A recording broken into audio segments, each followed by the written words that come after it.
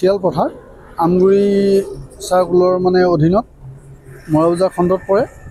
তাকে এইটো আমি 12টি খণ্ডত পৰে আমগুৰি চাৰ্কুলৰ।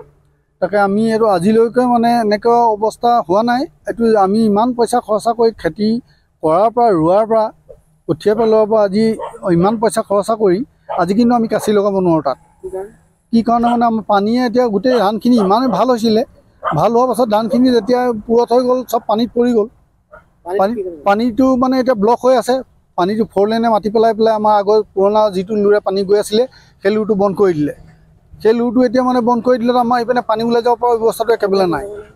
এইটো 4 লেনে হেৰি কৰিলে, 4 লেনে মাতি পেলাই NHDCL তাৰপিছত এতিয়া তাকে আমি অনুৰোধ জনাইছোঁ চৰকাৰক যাতে আমাৰ লুৰটো আগৰ গোটেই খুলি পেলাই মানে পকা ড্ৰেইন নিদিলেও আমাক কেঁচা ড্ৰেইনকে দিয়ক, কিন্তু আমাৰ ড্ৰেইনটো উলিয়াই দিলে আমি উপকৃত হ'ম।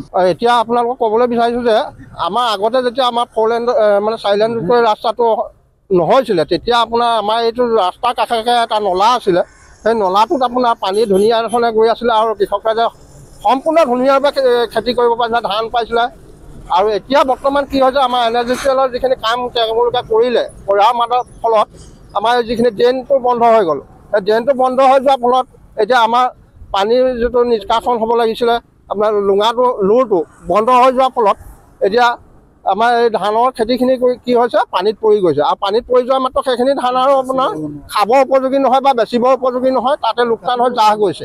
সেয়েহে আমি চৰকাৰ প্ৰশাসনক অনুৰোধ জনাওঁ যে অতি সোনকালে আমাক এই ড্ৰেইনটো উলিয়াই দি আমাৰ কৃষকসকলক মানে খেতি কৰিব পৰা উপযোগী কৰি দিয়ে যেন মাটিডোখৰ আমি তেখেতসকললৈ আমি পুনৰ আহ্বান জনাইছোঁ।